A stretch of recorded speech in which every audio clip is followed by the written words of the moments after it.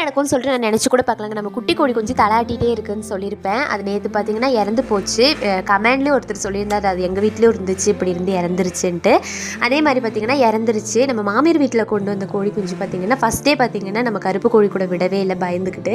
சரி இப்படியே விட்டால் பழகாது, நம்ம கருப்பு கோழி கூட விட்டு பழக்குவோம்னு சொல்லிட்டு ராத்திரி பார்த்திங்கன்னா அட்டைப்பெட்டியில் அடைக்கும் போது பார்த்திங்கன்னா கூட விட்டுட்டோம், காலையிலுக்கு வந்துட்டு பழகிக்கோன்ட்டு. ஆனால் பார்த்திங்கன்னா நம்ம கருப்பு கோழி நம்ம நினச்சதை விட வந்து பயங்கரமான சரோஜா தான். பார்த்திங்கன்னா அந்த கோழி குஞ்சு பார்த்திங்கன்னா அவளுக்கு கரெக்டாக அடையாளம் தெரிஞ்சிருக்கு.